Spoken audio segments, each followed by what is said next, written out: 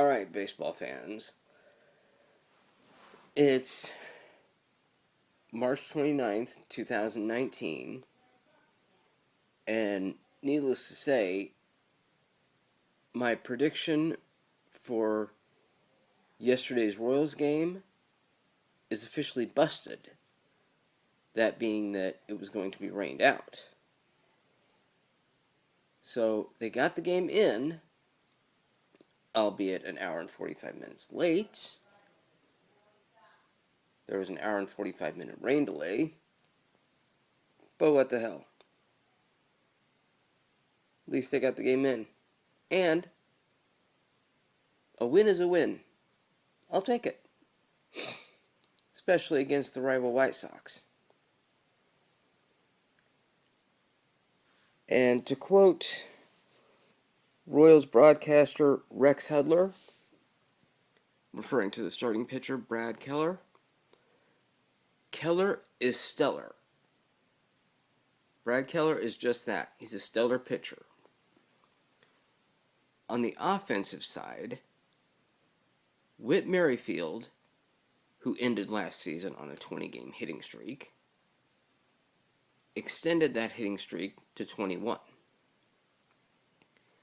And I hate to word it this way, much less mean it, but if the media, national media I mean, would shut up about hitting streaks, typically when a player gets to, say, a 30-game hitting streak, I'm referencing the Jackie Bradley Jr. one from last season, that hitting streak typically ends, which I think is halfway their point that they wanted to end. But anyway, if the media would shut up about that, Whit Merrifield just might have a chance to get close to breaking Joe DiMaggio's 56-game hitting streak, which I did the math, and he would have to get a hit in every game up to and including the one on May 7th, which is a road game against Houston, in order to break the 56-game hitting streak. And again, I'm not predicting that's going to happen. I'm just stating the fact that that's what would have to happen.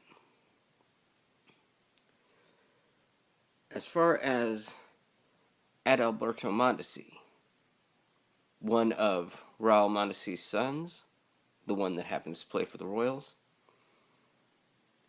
that dude can fly.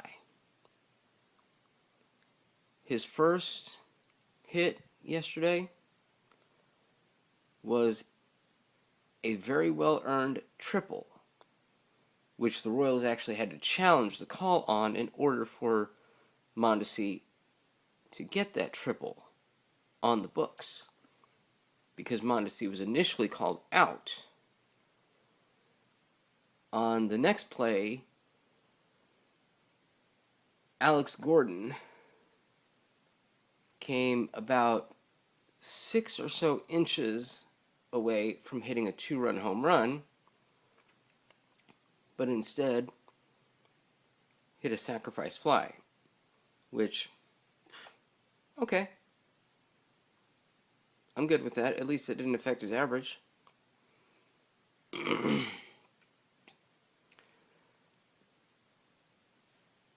guys that I'm interested in seeing the most how they do this year, Jorge Soler, who's had a couple up and down years with the Royals, and the newest acquisition, Billy Hamilton. Speaking of Hamilton,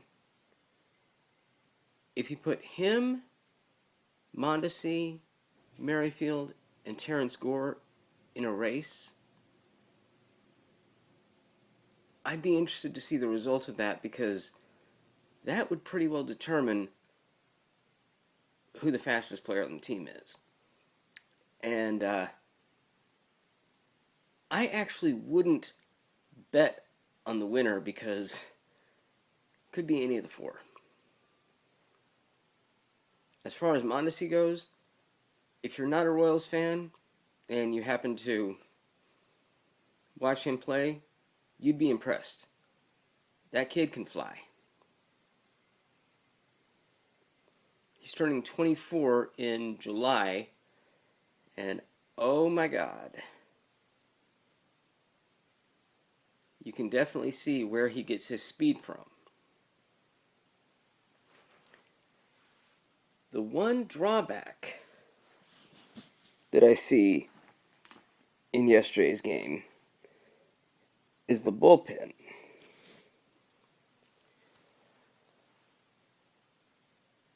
In fact, let's see, we went into the ninth inning up 5-0. The bullpen gave up 3 runs, all because of the 3 walks they gave up that inning.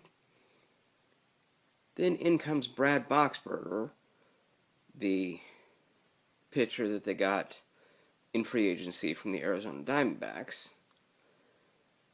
and he closed it out for his first Kansas City Royals save.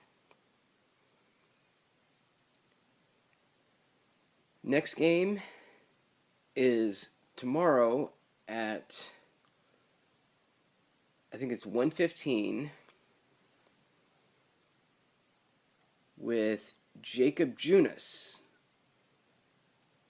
starting. This will be, of course, contingent on there not being a rainout. This is also going to be against the Chicago White Sox, continuing that 3-game series, which will conclude on Sunday.